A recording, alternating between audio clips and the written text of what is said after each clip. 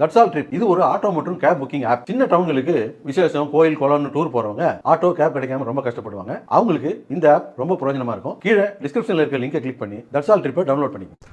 திரு சதீஷ், உங்களிடமிருந்து நான் ஆரம்பிக்கிறேன். விஜயை சுற்றி என்ன நடக்கிறது அப்படின்ற நம்மளுடைய தலைப்பு.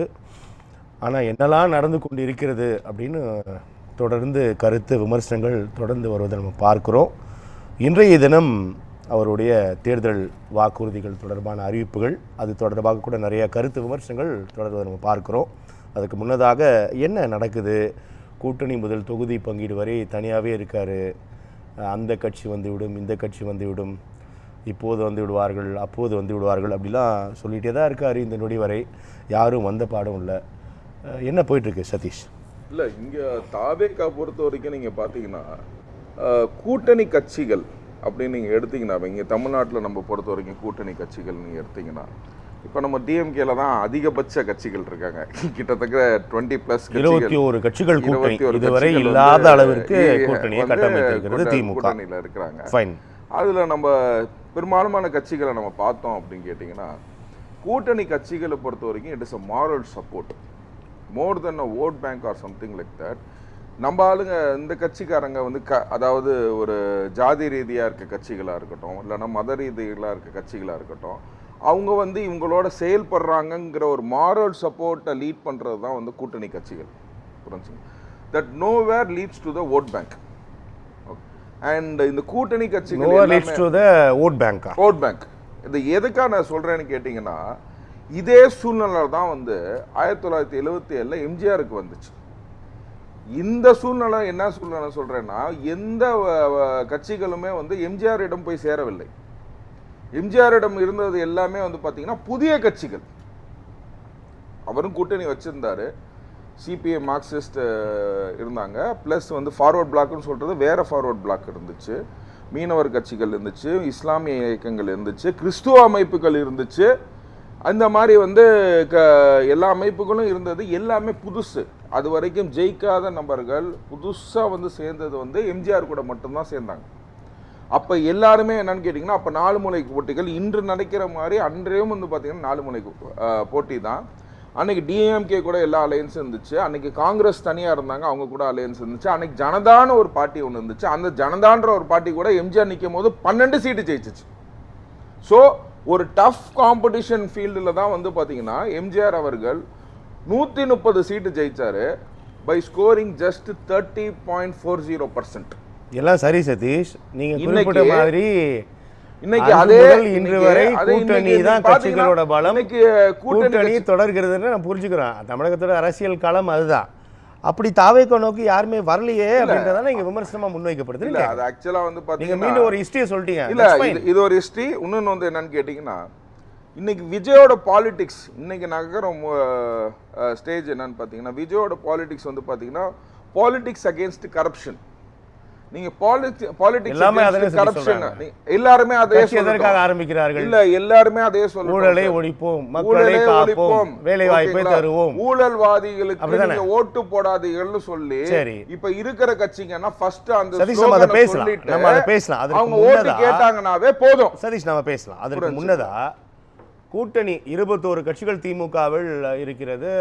அதுக்கு ஏறக்குறைய அதிமுகவிலும் கட்டமைத்துக் கொண்டு இருப்பதை நம்ம பார்க்கிறோம். ஒரு கட்சி மீது கூட்டணி எதற்கு வராங்க சதீஷ்? கூட்டணி எதுக்கு வருது? இப்போ திமுக 21 கட்சிகள் ஏன் வராங்க கூட்டணிக்கு? அதுதான் அவங்களுக்கு ஒரு சீட்டு கிடைக்கணும். அவங்க தனியா ஒரு கட்சி நின்னுச்சு இல்லைங்க, ஏங்க வராங்க? இப்ப தோழமை கட்சியா நாங்க செய்யறோம். ஓகேங்களா? இப்ப தோழமை கட்சியாக இன்னைக்கு வந்து விஜய் கிட்ட வந்து நிறைய கட்சிகள் வந்து பேசிட்டு இருக்குது. புரிஞ்சுங்களா? ரொம்ப நாளா பேசிட்டே தானே எனக்கு தெரிஞ்சு ஒரு ஃபைனலுக்குள்ள வரல. இல்ல, ஏன்னு கேட்டீங்கன்னா, சில கட்சிகளை வந்து அவங்க ஒரு பாராமீட்டர்ஸ் வச்சு அவங்க டிஃபைன் பண்றாங்க. இதுனா திமுக அதிமுக பாத்துறோம். திமுக அதிமுக பெரும்பாலும் தமிழகத்தில் எடுக்கிற ஸ்டாண்ட் கோலோச்சி கொண்டிருக்கின்ற அறியப்பட்ட கட்சிகள் எல்லாமே ஏறக்குறைய திமுக அதிமுக வசம் இருப்பதை நம்ம பார்க்கிறோம். இதை மீறி வேற எந்த கட்சி விஜயோட பேசிட்டு இருக்குது, எப்போ செட்டில் ஆக போகுது? இல்லை இப்போ பார்த்தீங்கன்னா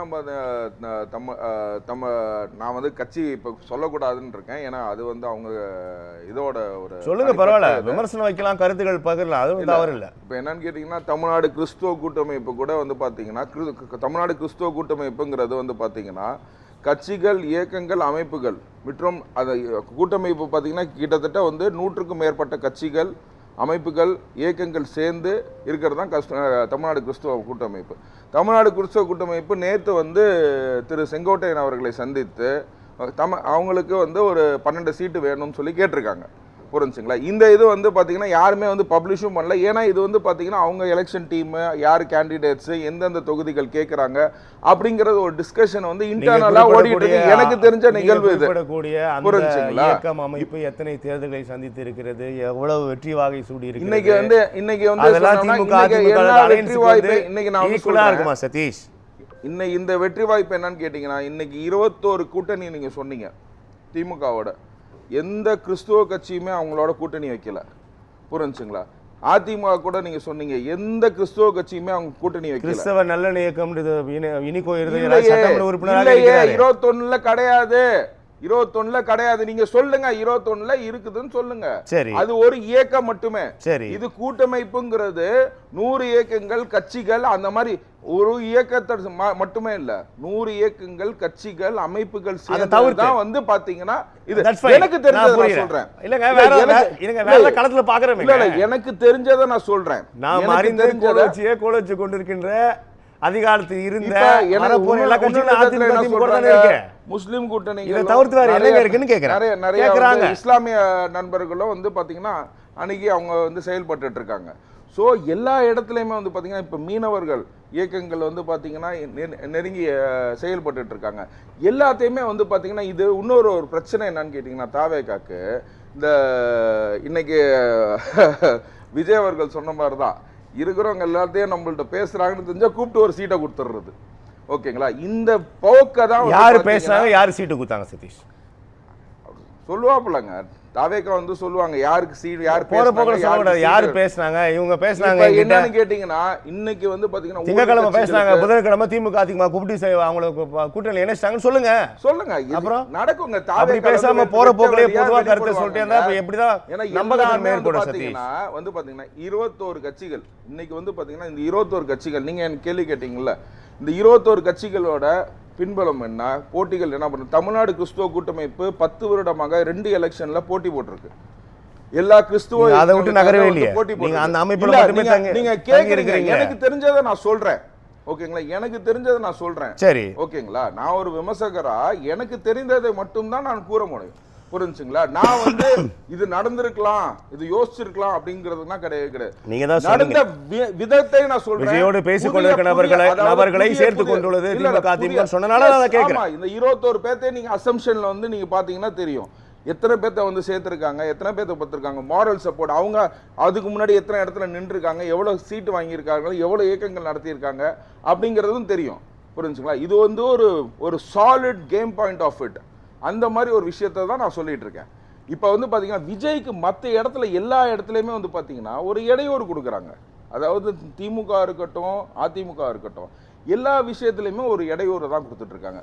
ஒரு பர்மிஷனாக இருக்கட்டும், ஓகேங்களா, ஒரு I does not get into personal, but இருந்தாலும் வந்து பார்த்தீங்கன்னா எல்லா விஷயத்துலையுமே வந்து பார்த்தீங்கன்னா ஒரு ராங் நரேட்டிவை வந்து ஃபிக்ஸ் பண்ணிக்கிட்டே இருக்கிறாங்க. ஓகேங்களா? இன்க்ளூடிங் நான் சொல்றேன், நிறைய மெயின் ஸ்ட்ரீம் மீடியாஸ் வந்து இன்னைக்கு திமுக ஊடக கையில தான் இருக்குது. அப்படிலாம் சொல்லாதீங்க பண்றாங்க, தவறான தகவல் அப்படிலாம் நீங்க இல்ல. இன்னைக்கு நான் சொல்றேன், இன்னைக்கு நான் பதிவு செய்றேன். எதுவுமே இல்லனா உடனே ஊடகங்கள் மேல படிய போடுறீங்களா? அப்படினா இல்ல. இன்னைக்கு லைவ் போட்ட பெட்டிஷன் இன்னைக்கு ஃபைல் ஆச்சா? இன்னைக்கு லைவ் போட்ட பெட்டிஷன் இன்னைக்கு ஃபைல் ஆச்சா? அது நீதி சாட்டர்டே இன்னைக்கு கோர்ட்டே கிடையாது. இன்னைக்கு வெளியில நீதிமன்றத்தோட ப்ரொசீஜர் நீதிமன்றத்தில கேள்வி கேட்கணுங்க. இது வந்து it's a very wrong narrative. It's a very wrong narrative. இன்னைக்கு கோர்ட்டே கிடையாதுங்க. இன்னைக்கு என்னமோ ஒரு வெளியில துரத்துற மாதிரி போட்டோம். இன்னைக்கு என்னமோ பெட்டிஷன் போடுறது, இன்னைக்கு லைவ் போடுறதுக்கான காரணம் என்னன்னு கூட எனக்கு சொல்ல முடியாது. இன்னைக்கு எதுக்கு நீங்க லைவ் போட்டாங்க? அந்த பெட்டிஷன் ஃபைல் பண்ணது அந்த பெட்டிஷனோட சேர்த்து it is just an IA. அப்படிங்கும் போது இன்னைக்கு ஊடகங்கள்ல நான் கேள்வி கேட்கிறேன். இன்னைக்கு லைவ் போடுறது காரணம் இன்னைக்கு கோர்ட்ல இது வெளியிட்டாங்களா? இன்னைக்கு சனிக்கிழமை இன்னைக்கு கோர்ட்டே கிடையாது, இல்லைன்னா நேத்து நடந்துச்சா இந்த சம்பவம்? எதுவுமே கிடையாது. இது அதுல இருந்து அதோட இன்னொன்னு சொல்றேன், இன்னொரு ஐயாவும் போட்டிருக்காங்க. அந்த இன்னொரு ஐயாவை லேட்டரா இது பண்ணுவாங்க. இன்னொரு விஜய் இன்னொரு ஃபங்க்ஷன் அனௌன்ஸ் பண்ணும்போது இன்னொரு ஐயாவே கொண்டு வந்து கொடுப்பாங்க. எப்போ செய்தி போடணும் செய்தி போடக்கூடாது நீங்க சொல்லக்கூடாது. அது எங்களுக்கு தெரியும். அதுதான் சொல்றேன். எப்ப லைவ் நீதிமன்ற விடுமுறை போது செய்தி போடக்கூடாது. இப்பதான் செய்தி போடணும்ன்றதுல அது எங்களுக்கு தெரியும். ராங் நரேட்டிவ் ஃபிக்ஸ் பண்ணும்போது தான் வந்து பாத்தீங்கன்னா லைவ் போடுறாங்க. இத நான் வந்து குற்றச்சாட்டாவே வைக்கிறேன். இது வந்து எல்லா ஊடகமும் இன்னைக்கு எதுக்கு செய்யணும்னு கேக்குறேன். இன்னைக்கு எதுக்கு செய்யணும்னு கேக்குறேன். நீங்க உங்களுக்கு உரிமை இருக்கிற மாதிரி இதை செஞ்சதுக்கான நோக்கத்தை நான் சொல்லி காட்டணும்ல மக்கள்கிட்ட. அது உங்களோட விமர்சனம். என்னோட விமர்சனம் தான் சொல்றேன் நான். இன்னைக்கு லைவ் போட்டது காரணம். இன்னைக்கு விஜய் ஒரு ஃபங்க்ஷன் போறாரு அப்படின்னா அந்த நரேட்டிவே மாத்தணும். அந்த என்ன இதே மாத்தணும். எல்லா விஷயத்தையுமே வந்து பாத்தீங்கன்னா ஒரு பர்சனலா இருக்கிற ஒரு விஷயத்தை கூட வந்து பாத்தீங்கன்னா ஊடகத்துல போட்டு நான் வந்து இன்னொருத்தவங்களை குற்றம் சொல்ல விரும்பல. நீ மற்றவர்களை குற்றம் சொல்றதுக்கு முன்னாடி 3 விரல்கள் உன்னை நோக்கி இருக்குங்கிறத நீங்க உணரணும். அந்த மாதிரி இருக்கணும். சோ எல்லா விஷயத்திலையுமே நான் சொல்றேன், fixing a wrong narrative, fixing a very wrong narrative. இன்னொன்று நம்ம சொல்ல போனோம்னா இன்றைய சூழ்நிலையில அவர் பர்சனல் அட்டாக்ஸ் மட்டும் பண்ணியே அந்த ஓட்டு பேங்கை வந்து உடைச்சிட முடியும்னு நினைக்கிற பர்சனல் அட்டாக்குள்ள நான் வரல சதீஷ். பர்சனல் அட்டாக்குள்ள நான் வரல. நீங்க சொல்றதுனால சொல்றேன். பர்சனல் அட்டாக்குள்ள நான் வரல. நீங்க சொல்றதுனால சொல்றேன். நீதிமன்றத்தின் கதவை தட்டி இருக்கிறார் நீதி கோரி. அதுதான் பொது வழியில விவாதத்துக்கு வந்திருக்குது. என்னை வீட்டுல கூட சேர்க்கலன்னு சொல்றாங்க. அதுதான் பொது வழி. இதை யார் சொன்னா? இப்ப கேட்டீங்களா எந்த கட்சியை நீங்க சேர்த்தீங்கன்னு கேட்டீங்களா? யார் சொன்னா? சங்கீதா வந்து வெளியில சொன்னாங்களா என்னை வீட்டை விட்டு வெளியில போக சொன்னாங்கன்னு? இததான் நான் சொல்றேன். It's a wrong narrative. It is a wrong narrative. சொல்லலன்னு உறுதியா நீங்க சொல்றீங்களா? இல்ல நான் பெட்டிஷன்ல நான் வாசிச்சு காட்டினேன் சார். பெட்டிஷன்ல நான் வாசிச்சு காட்டினேன். I should stay in the same premises till disposal of this appealங்கிறது தான் அவங்க ஐஏவோட கோரிக்கை.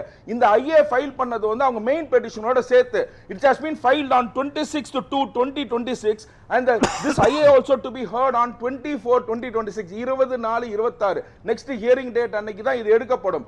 இன்னைக்கு சூழ்நிலைக்கு இன்னைக்கு லைவ் போட்டது காரணம் என்ன? அதாவது என்னன்னு கேட்டீங்கன்னா ஒரு இடத்துல ஒரு சேனல்ல பர்ஸ்ட் ஆச்சுன்னா எல்லா சேனல்லையும் அதை வந்து ஆட்டோமேட்டிக்கா டிஸ்ப்ளே பண்றாங்க. அது வந்து it's building a wrong narrative. It's building a wrong narrative for தாவேகா. இத தான் நான் சொல்லி காட்டுறேன். நீங்க சொன்னதுக்காக தான் நான் சொல்றேன். I have the data with me. இன்னொரு ஐயாவும் இருக்குதுன்னு நான் சொல்றேன்.